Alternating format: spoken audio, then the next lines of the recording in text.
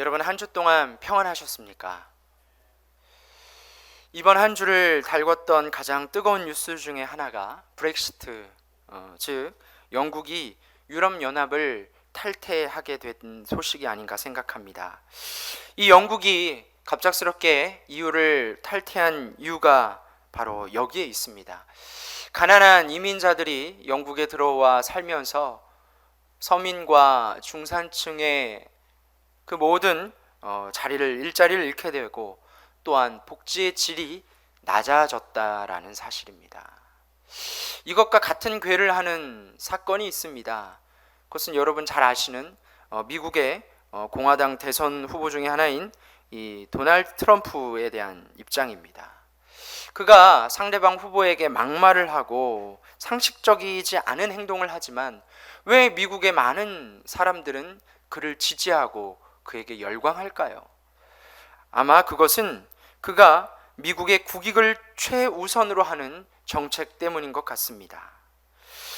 이러한 강대국의 폐쇄적인 움직임이 여러분 우연일까요? 아닙니다.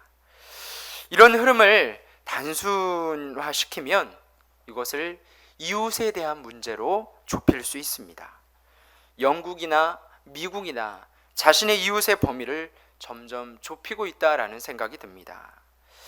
여러분, 그들이 보기에 우리나라는 어떨까요? 저는 이 문제도 굉장히 중요하다라고 생각합니다. 여러분, 우리나라도 그러한 강대국의 이웃의 범주에 들어갈 수 있을까요? 그런데 이런 국제 정세는 넓게는 국가의 문제이기도 하지만 좁게는 개인의 문제이기도 합니다. 왜냐하면 점점 우리도 이웃의 범주를 좁히는, 이웃의 범주를 줄이는 세상에 살고 있기 때문입니다. 내 이웃이 누구인가 계산하고 그 계산된 값을 가지고 내 이웃을 통제하려는 그러한 모습을 우리가 보이고 있기 때문입니다. 그런 점에서 오늘 우리는 성경이 말하는 선한 사마리아인의 비유, 거기서 말하는 이웃에 대해 말씀 속에서 살펴보고자 합니다. 먼저 이 비유의 맥락을 보시면 25절에 이렇게 이야기하고 있습니다. 어떤 율법 교사가 일어나 예수를 시험하여 이르되 선생님, 내가 무엇을 하여야 영생을 얻으리이까?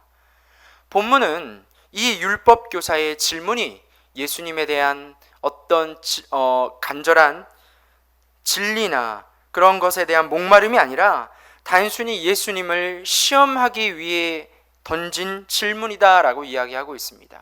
그래서 그랬을까요? 예수님께서는 이 질문에 답을 하신 것이 아니라 오히려 질문으로서 그 답을 대신하고 계십니다. 26절 말씀에 이렇게 기록하고 있습니다. 율법에 무엇이라 기록되었으며 내가 어떻게 읽느냐? 지금 예수님께서는 두 가지 질문을 한꺼번에 하고 계십니다. 첫 번째 질문은 무엇입니까? 율법의 내용을 묻고 있습니다. 네가 잘 알고 있고 네가 묵상하고 있는 이 성경에는, 그 율법에는 무엇이라고 기록되어 있느냐? 바로 내용에 대한 질문을 하고 계십니다. 그런데 또 다른 질문은 너는 네가 알고 있는 그 대답을 너는 어떻게 잊고 있느냐라는 두 가지 질문을 하고 계십니다. 그러자 율법교사는 신명기 6장 5절과 레위기 19장 18절의 말씀을 인용합니다. 내 마음을 다하며 목숨을 다하며 힘을 다하며 뜻을 다하여 주 너의 하나님을 사랑하고 또한 내 이웃을 내 자신과 같이 사랑하라 하였나이다. 마음과 목숨과 힘을 다해 하나님을 사랑하고 이웃을 사랑하라고 기록되어 있다라는 것입니다. 이런 답변에 예수님께서는 28절에 이렇게 답하십니다. 내 대답이 옳도다. 이를 행하라. 그리하면 살리라. 여러분, 이게 무슨 말씀입니까? 앞선 율법교사의 답변은 맞다는 것입니다. 그렇다. 율법에서 말하는 내용이 바로 네가 말하는 내용이다. 그것은 충분한 답이 되었다. 그러나 너는 내 질문에 네가 그것을 어떻게 잊고 있는지 대답하고 있지 않구나. 그래서 예수님께서는 그에게 친히 그 대답을 하고 계신 것입니다. 성경은 무엇이라고 기록되어 있는지 아는 것만큼이나 그것을 어떻게 읽고 읽느냐도 중요하다라는 말씀입니다. 예수님께서는 율법 교사에게 삶으로, 내 몸으로 성경을 읽어내라 라고 말씀하고 있는 것이죠. 한마디로 오늘 말씀처럼 이를 행하라 라고 말씀하고 계신 것입니다. 행하는 것, 여러분, 그것이 진짜 하나님의 말씀을 제대로 읽는 것인 줄로 믿습니다. 눈으로만 읽는 것이 아니라, 머리로만 읽는 것이 아니라 몸으로, 삶으로 읽으라라는 말씀입니다. 사랑하는 성도 여러분, 이것은 오늘 우리에게도 동일하게 말씀하고 계시는 것입니다. 성경 66권을 읽습니다. 필사합니다. 여러분, 내용도 공부해야 합니다. 그러나 그것은 반쪽짜리에 불과합니다. 어떻게 읽느냐? 눈으로만, 머리로만 읽지 말고 몸으로, 내 삶으로 읽으라. 주님께서는 지금 우리에게 그렇게 말씀하고 계십니다. 왜 그렇습니까? 눈으로만 읽는 것은 오늘 말씀에 나오는 이 율법 교사처럼 예수님을 시험하는 것입니다. 마태복음 21장에 여러분, 아버지가 두 아들을 포도원으로 일하게 보냅니다. 첫째 아들은 예하고 가지 않습니다. 둘째 아들은 싫습니다라고 이야기하고 결국에는 뉘우쳐 다시 가서 포도원에서 일을 마칩니다. 여러분, 누가 아버지의 말에 순종한 사람입니까? 예라고 말하고 그 자리에 가지 않은 사람이 순종한 사람입니까? 아니면 아니요라고 말은 했지만 그러나 마음이 찔려 다시 돌이켜 아버지의 말에 순종한 아들이 바로 참된 아들입니까? 여러분, 진짜 순종을, 진짜 말씀을 읽는 저와 여러분이 되시기를 주 이름으로 간절히 축원합니다. 율법교사는 이렇게 예수님의 말씀을 들었습니다. 그런데 그것에서 그친 것이 아니라 자기를 스스로 옳게 보이려고 두 번째 질문을 던지고 있습니다. 주님, 그러면 내 이웃이 누구입니까? 내 이웃이 누구입니까? 하나님을 사랑하는 것은 알겠습니다. 그러나 주님, 제가 사랑해야 할 사람이, 내 이웃이 누구입니까? 라고 지금 예수님에게 다시 질문하고 있는 것입니다. 내가 사랑할 사람이 누구인지 알면 그 사람을 사랑하겠습니다. 그러니 제 이웃의 범위를 정해 주십시오 라고 예수님께 요청하고 있는 것입니다. 아마도 이 율법교사는 자기 나름대로 이웃의 범주를 정해놓고 있는 것 같습니다. 율법을 철저히 지키는 유대 동포를 그는 아마 그의 이웃으로 장명적으로 정하고 있는 것입니다. 그러나 이방인들은 내 이웃이 아니다. 사마리아인들은 하나님이 사랑하시지 않기 때문에 내 이웃이 아니다. 아마도 이 율법교사는 자기 나름대로의 이웃의 범주를 정해놓고 있는 것 같습니다. 여러분, 이게 어쩌면 오늘 우리의 큰 문제가 아닌가 생각합니다. 내 이웃이 누구인지 정합니다. 그러나 그것은 결국 사람들을 구별하게 되는 것이죠. 내 편과 남의 편으로 나눕니다. 그리고 우리는 내 세력을 규합하고 힘을 키우려고 합니다. 그것이 싸움에서 이기는 방법이다라고 생각하기 때문입니다. 내 이웃이 누구입니까? 여러분, 이 질문에는 우리 안에 편가르기를 조장하는 것입니다. 이런 이웃을 정하고 편가르게 하는 모습을 우리는 이문열 작가가 쓴 우리들의 일그러진 영웅이라는 소설 속에서 살펴볼 수 있습니다. 1960년대를 배경으로 한 이 소설에는 서울의 명문 초등학교를 다니던 한병태라는 초등학교 5학년에 대한 이야기입니다. 그 한병태라는 초등학교 5학년 아이가 갑자기 시골 학교로 전학을 옵니다. 그런데 그 아이는 그곳에서 경험하지 못하고 불합리한 사건을 발견합니다. 바로 그곳에는 엄석대라는 아이가 선생님을 능가하는 그러한 권력을 가지고 아이들 위해 군림하고 있는 것입니다. 이 한병태라는 어린이는 그것을 도저히 용납할 수가 없었습니다. 그가 보기에는 이것은 너무나 옳지 않은 일이었습니다. 그래서 저항합니다. 그러나 그 중에 어떤 아이들도 이 아이와 함께 이 엄석대라는 이 독재자에게 저항하는 사람은 단 한 명도 없었습니다. 그러자 혼자서 저항하는 것이 불가능하다는 사실을 알고 이 한병태라는 아이가 이 엄석태의 편이 되어집니다. 그 권력자에 편승하게 되는 것이죠. 그러자 엄석태가 이 한병태에게 이런 말을 건넵니다. 나한테 잠깐 오기가 그렇게 힘들었니? 내 이웃이 되면 나에게 오면 지켜주겠다는 것입니다. 보호해주고 도와주겠다는 것입니다. 그런데 여러분, 바로 여기에 문제가 있습니다. 내 이웃이 되지 않으면 내 편이 아니고 내 적이다라는 것입니다. 나와 아무 상관없는 사람이다라는 사실입니다. 지금 율법교사의 질문, 내 이웃이 누구니까? 이 질문에는 이런 못된 우리의 깨어진 모습들이 반영되어지고 있는 것입니다. 그렇기에 예수님께서는 그 율법교사의 질문에 선한 사마리아인의 비유를 들려주고 계십니다. 이 비유는 예루살렘에서 여리고로 내려가던 어떤 사람이 강도를 만나 큰 어려움을 겪은 그러한 이야기입니다. 그는 옷이 벗겨진 채 죽을 만큼 맞고 피를 흘리고 땅에 쓰러져 있습니다. 그런데 이 사람 곁을 지나는 세 사람이 등장합니다. 바로 제사장과 레위인과 오늘 말씀에 나오는 이 사마리아 사람이죠. 예루살렘 성전을 섬기는 사람 중에는 크게 세 계급으로 나뉘어져 있습니다. 첫 번째는 오늘 말씀에 나오는 제사장이고, 또 제사장을 도와 일을 하는 레위인이고요. 또 마지막으로는 이 모든 사람들을 도와 성전에서 허드렛 일을 하는 그런 사람들이었습니다. 그런데 많은 학자들은 당시의 제사장들 가운데 이 여리고에 집을 가지고 있는 사람들이 많아서 이 이주에 이 예루살렘 성전에서 일을 행하고 여리고의 집으로 돌아오는 그런 사람들이 많았다라고 합니다. 바로 그런 제사장이 등장하는 것입니다. 예루살렘에서 직무를 마치고 자기 집으로 돌아가고 있었던 그 가운데 그가 그 사람을 만나게 된 것입니다. 31절 말씀에 마침한 제사장이 그 길로 내려가다가 그를 보고 피하여 지나가고 라고 이야기하고 있습니다. 제사장이 길을 가다가 곧 죽게 된 사람을 보았습니다. 그러나 그는 보았지만 그냥 피해서 지나가 버리고 맙니다.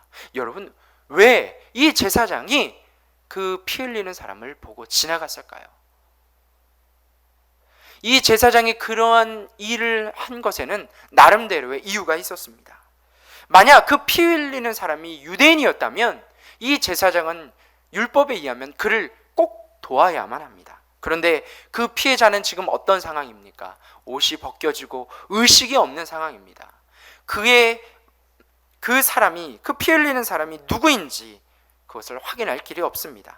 게다가 더 큰 문제가 있습니다. 만약 이 다친 사람이 죽었다면 그를 만지게 된 이 제사장은 의식법상 부정한 자가 되어져서 정한 동안 그는 정결케 하는 그런 정결 예식의 과정을 거쳐야 합니다.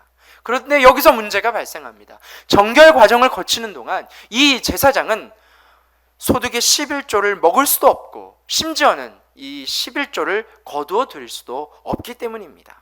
또 세 번째, 이 쓰러진 사람이 만약 유대인이 아니었다면 이 제사장은 율법에서 말하는 그런 의무를 지지 않아도 됩니다.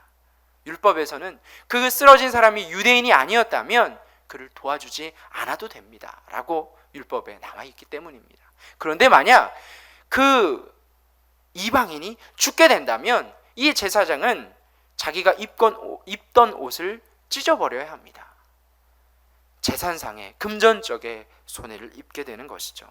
이런 복잡한 이유로 이 의식법상 정결함을 지키기 위해 쓰러진 사람을 돌보는 모험을 피하고 이 제사장은 그 자리를 떠나가게 됩니다. 이어서 한 레위인도 등장합니다. 이 레위인도 아마 이 제사장과 비슷한 이유로 갖가지 변명을 늘어놓으며 그 자리를 피했겠죠. 그런데 오늘 모습 가운데 이러한 제사장이나 레위인의 모습이 우리의 모습이 아닐까라는 생각을 하게 됩니다. 길을 가다가 어려움을 당한 사람을 봐도 그냥 모른 채 지나갑니다. 스마트폰을 들고 그 사진을 찍지만 깊이 관여하려 하지 않습니다.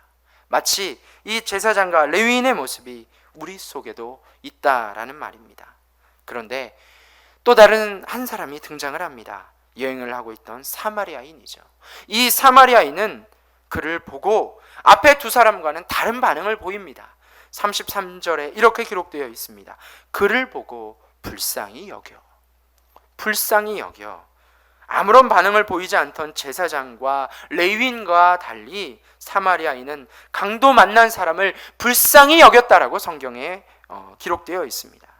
불쌍히 여긴다라는 이 헬라어 말은 스플랑크 니조마이라는 그러한 단어입니다.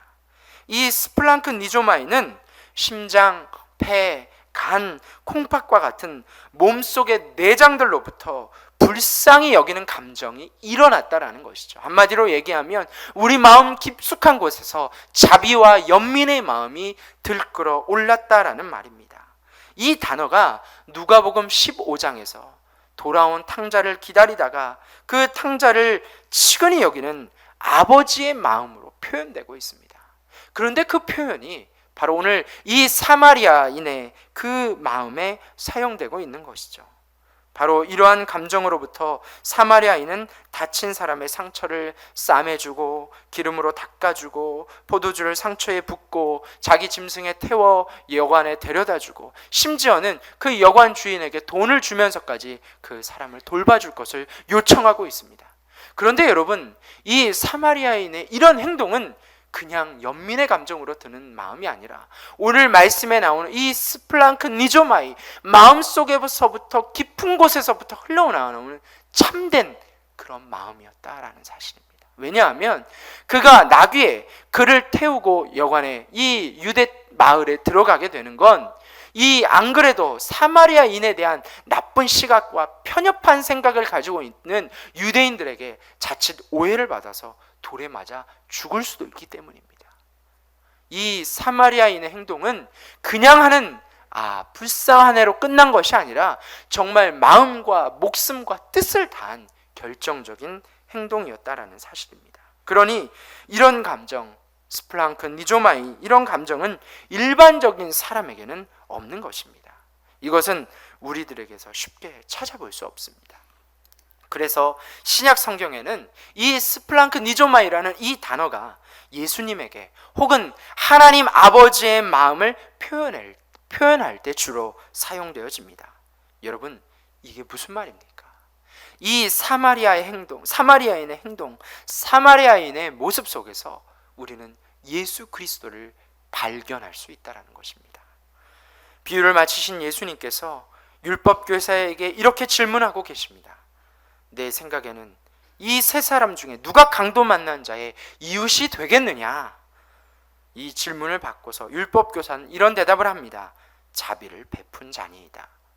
여러분, 왜 율법교사는 사마리아인입니다 라고 이야기하지 않고 왜 자비를 베푼 사람이다 라고 돌려서 말했을까요? 이 율법교사는 이미 예수님의 의도를 파악하고 유대인의 이 잘못된 이 우월의식을 포기하지 않고 있지 않기 때문입니다. 그런데 여러분, 이것보다 더 중요한 것이 바로 예수님의 질문입니다.